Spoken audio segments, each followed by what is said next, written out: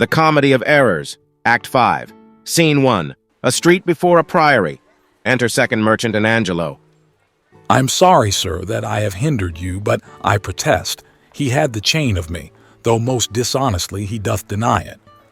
How is the man esteemed here in the city? A very reverend reputation, sir, of credit infinite, highly beloved, second to none that lives here in the city.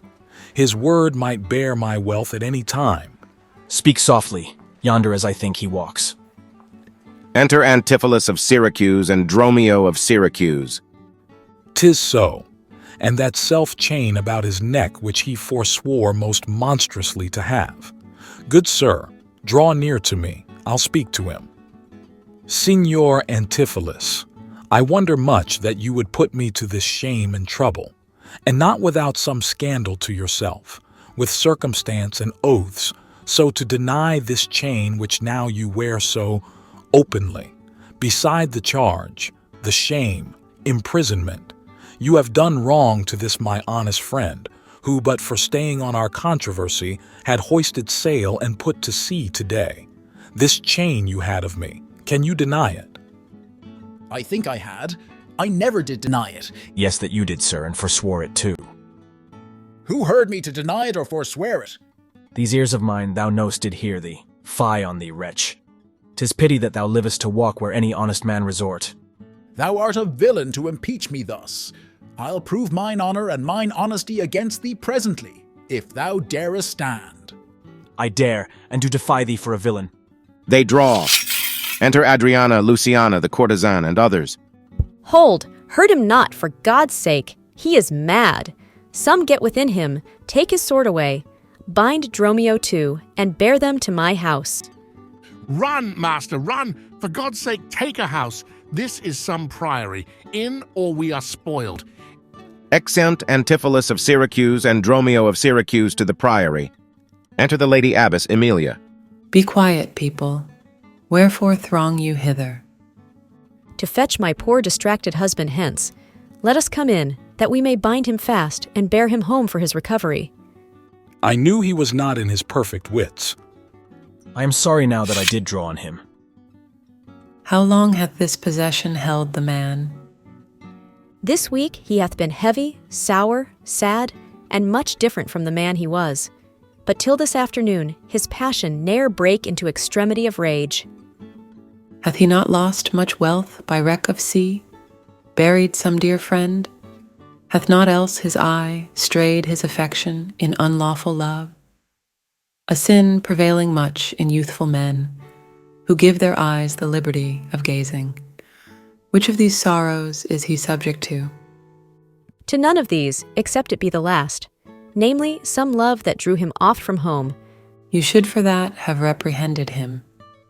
Why, so I did. Aye, but not rough enough. As roughly as my modesty would let me. Haply in private. And in assemblies, too. Aye, but not enough. It was the copy of our conference. In bed, he slept not for my urging it. At board, he fed not for my urging it. Alone, it was the subject of my theme. In company, I often glanced it. Still did I tell him it was vile and bad. And thereof came it that the man was mad. The venom clamors of a jealous woman poisons more deadly than a mad dog's tooth. It seems his sleeps were hindered by thy railing, and therefore comes it that his head is light. Thou say'st his meat was sauced with thy upbraidings. Unquiet meals make ill digestions. Thereof the raging fire of fever bred. And what's a fever but a fit of madness? Thou say'st his sports were hindered by thy brawls.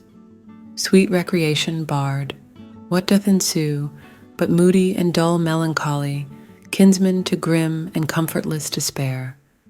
And at her heels a huge infectious troop of pale distemperatures and foes to life. In food, in sport, and life-preserving rest to be disturbed, would mad or man or beast. The consequence is then thy jealous fits have scared thy husband from the use of wits. She never reprehended him but mildly, when he demeaned himself rough, rude, and wildly. Why bear you these rebukes and answer not? She did betray me to my own reproof. Good people enter and lay hold on him. No, not a creature enters in my house. Then let your servants bring my husband forth. Neither. He took this place for sanctuary, and it shall privilege him from your hands, till I have brought him to his wits again, or lose my labor in assaying it. I will attend my husband, be his nurse, diet his sickness, for it is my office, and will have no attorney but myself. And therefore, let me have him home with me. Be patient, for I will not let him stir with wholesome syrups, drugs, and holy prayers, to make of him a formal man again. It is a branch and parcel of mine oath, a charitable duty of my order. Therefore depart and leave him here with me. I will not hence and leave my husband here, and ill it doth beseem your holiness to separate the husband and the wife. Be quiet and depart. Thou shalt not have him. Exit. Complain unto the Duke of this indignity. Come, go, I will fall prostrate at his feet, and never rise until my tears and prayers have won his grace to come in person hither, and take perforce my husband from the abbess.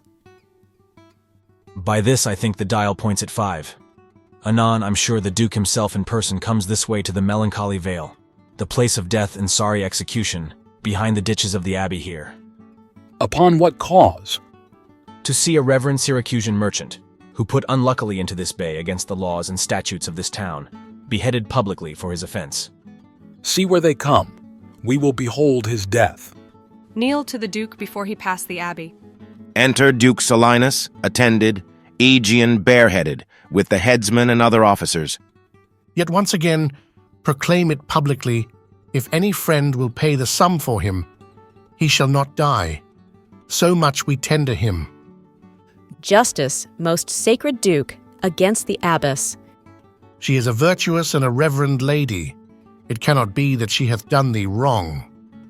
May it please your grace, Antipholus, my husband, whom I made lord of me and all I had, at your important letters, this ill day, a most outrageous fit of madness took him, that desperately he hurried through the street, with him his bondmen, all as mad as he, doing displeasure to the citizens, by rushing in their houses, bearing thence rings, jewels, anything his rage did like.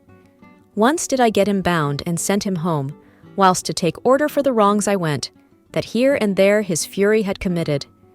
Anon, I wot not by what strong escape, he broke from those that had the guard of him, and with his mad attendant and himself, each one with ireful passion, with drawn swords, met us again, and madly bent on us, chased us away, till, raising of more aid, we came again to bind them.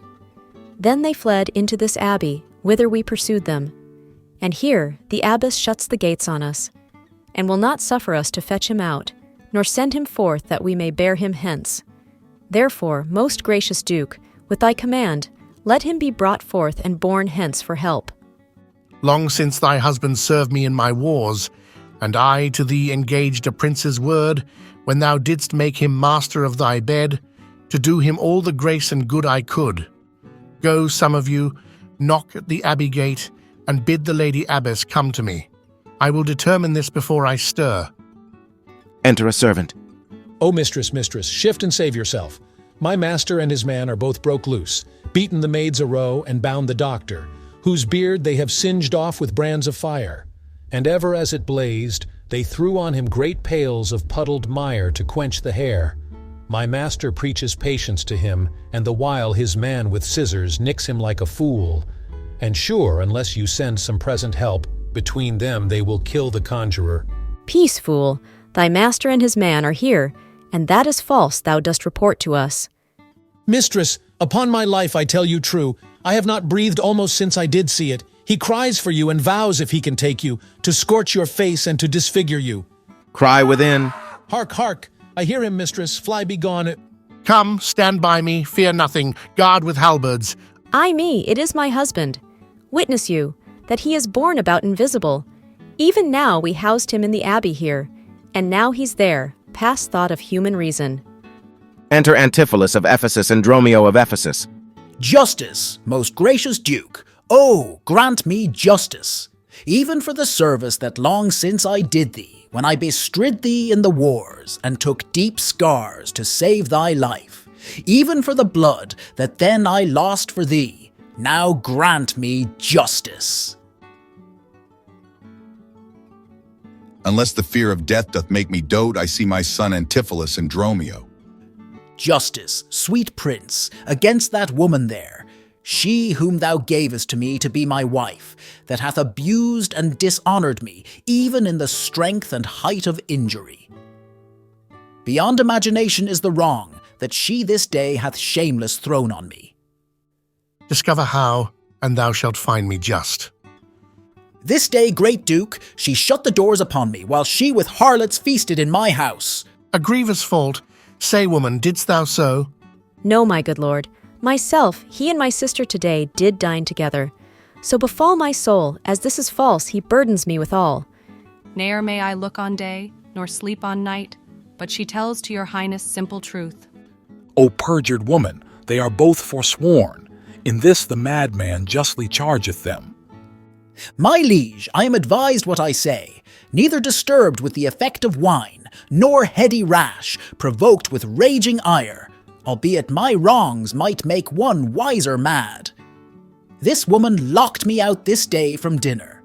That goldsmith there, were he not packed with her, could witness it, for he was with me then, who parted with me to go fetch a chain, promising to bring it to the Porpentine, where Balthazar and I did dine together. Our dinner done, and he not coming thither, I went to seek him. In the street I met him, and in his company that gentleman. There did this perjured goldsmith swear me down that I this day of him received the chain, which God he knows I saw not. For the which he did arrest me with an officer. I did obey, and sent my peasant home for certain ducats. He with none returned. Then fairly I bespoke the officer to go in person with me to my house. By the way we met my wife, her sister, and a rabble more of vile confederates. Along with them they brought one Pinch, a hungry lean-faced villain, a mere anatomy, a mountebank, a threadbare juggler, and a fortune-teller, a needy, hollow-eyed, sharp-looking wretch, a dead-looking man. This pernicious slave, forsooth, took on him as a conjurer, and gazing in mine eyes, feeling my pulse, and with no face, as 'twere outfacing me, cries out I was possessed. Then all together they fell upon me, bound me, bore me thence. And in a dark and dankish vault at home, there left me and my man, both bound together. Till, gnawing with my teeth my bonds in sunder, I gained my freedom, and immediately ran hither to your grace, whom I beseech to give me ample satisfaction for these deep shames and great indignities. My lord, in truth, thus far I witness with him, that he dined not at home, but was locked out. But had he such a chain of thee, or no? He had, my lord, and when he ran in here, these people saw the chain about his neck. Besides, I will be sworn these ears of mine. Heard you confess you had the chain of him after you first forswore it on the mart. And thereupon I drew my sword on you, and then you fled into this abbey here, from whence I think you are come by miracle. I never came within these abbey walls, nor ever didst thou draw thy sword on me. I never saw the chain, so help me heaven. And this is false, you burden me with all. Why, what an intricate impeach is this! I think you all have drunk of Circe's cup. If here you housed him, here he would have been. If he were mad, he would not plead so coldly. You say he dined at home. The goldsmith here denies that saying. Sirrah, what say you? Sir, he dined with her there at the Porpentine. He did, and from my finger snatched that ring. 'Tis true, my liege, this ring I had of her. Saw'st thou him enter at the abbey here? As sure, my liege, as I do see your grace. Why, this is strange. Go call the abbess hither. I think you are all mated or stark mad. Exit 1 to Abbess. Most mighty Duke, vouchsafe me speak a word. Haply I see a friend will save my life and pay the sum that may deliver me. Speak freely, Syracusian, what thou wilt. Is not your name, sir, called Antipholus? And is not that your bondman, Dromio? Within this hour I was his bondman, sir, but he, I thank him, gnawed in two my cords. Now am I Dromio and his man unbound. I am sure you both of you remember me. Ourselves we do remember, sir, by you, for lately we were bound, as you are now. You are not Pinch's patient, are you, sir? Why look you strange on me? You know me well. I never saw you in my life till now. Oh, grief hath changed me since you saw me last, and careful hours with time's deformed hand have written strange defeatures in my face. But tell me yet, dost thou not know my voice? Neither. Dromio, nor thou? No. Trust me, sir, nor I. I am sure thou dost. Aye, sir, but I'm sure I do not. And whatsoever a man denies, you are now bound to believe him. Not know my voice, O time's extremity, hast thou so cracked and splitted my poor tongue in 7 short years, that here my only son knows not my feeble key of untuned cares.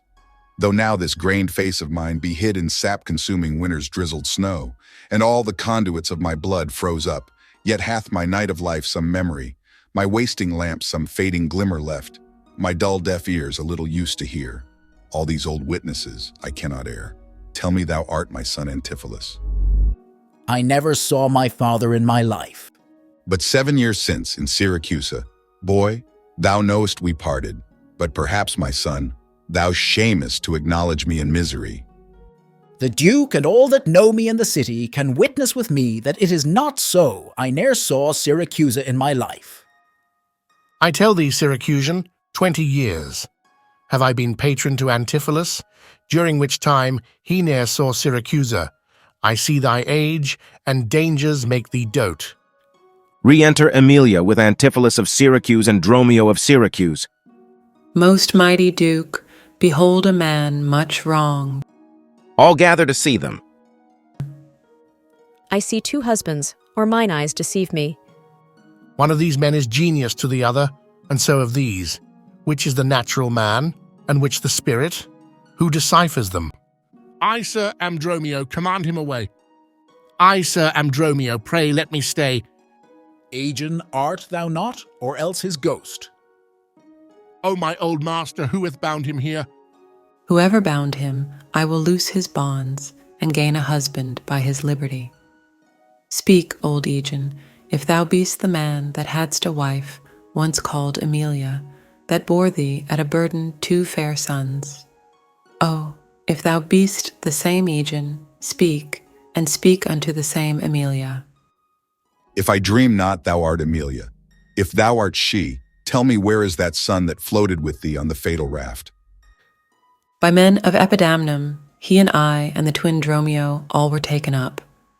But by and by rude fishermen of Corinth, by force took Dromio and my son from them, and me they left with those of Epidamnum. What then became of them I cannot tell I to this fortune that you see me in. Why, here begins his morning story right. These 2 Antipholuses, these 2 so like, and these 2 Dromios, one in semblance, besides her urging of her wreck at sea.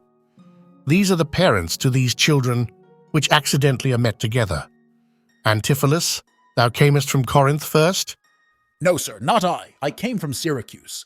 Stay, stand apart, I know not which is which. I came from Corinth, my most gracious lord. And I with him. Brought to this town by that most famous warrior, Duke Menaphon, your most renowned uncle. Which of you 2 did dine with me today? I, gentle mistress. And are not you my husband? No, I say nay to that. And so do I, yet did she call me so. And this fair gentlewoman, her sister here, did call me brother. To Luciana. What I told you then, I hope I shall have leisure to make good, if this be not a dream I see and hear. That is the chain, sir, which you had of me. I think it be, sir, I deny it not. And you, sir, for this chain arrested me. I think I did, sir, I deny it not. I sent you money, sir, to be your bail by Dromio, but I think he brought it not. No, none by me. This purse of ducats I received from you, and Dromio, my man, did bring them me. I see we still did meet each other's man, and I was ta'en for him, and he for me, and thereupon these errors are arose. These ducats pawn I for my father here. It shall not need, thy father hath his life. Sir, I must have that diamond from you. There take it, and much thanks for my good cheer. Renowned Duke, vouchsafe to take the pains to go with us into the abbey here, and here at large discoursed all our fortunes, and all that are assembled in this place, that by this sympathized one day's error have suffered wrong, go keep us company, and we shall make full satisfaction. 33 years have I but gone in travail of you, my sons, and till this present hour my heavy burden ne'er delivered. The Duke, my husband, and my children both, and you the calendars of their nativity, go to a gossip's feast and go with me. After so long grief, such festivity. With all my heart I'll gossip at this feast. Exeunt all but Antipholus of Syracuse, Antipholus of Ephesus, Dromio of Syracuse, and Dromio of Ephesus. Master, shall I fetch your stuff from shipboard? Dromio, what stuff of mine hast thou embarked? Your goods that lay at host, sir, in the Centaur. He speaks to me. I am your master, Dromio. Come go with us. We'll look to that anon. Embrace thy brother there. Rejoice with him. Exeunt Antipholus of Syracuse and Antipholus of Ephesus. There is a fat friend at your master's house that kitchened me for you today at dinner. She now shall be my sister, not my wife. Methinks you are my glass, and not my brother. I see by you I am a sweet-faced youth. Will you walk in to see their gossiping? Not I, sir, you are my elder. That's a question, how shall we try it? We'll draw cuts for the senior. Till then, lead thou first. Nay then thus, we came into the world like brother and brother, and now let's go hand in hand, not one before another. Exeunt.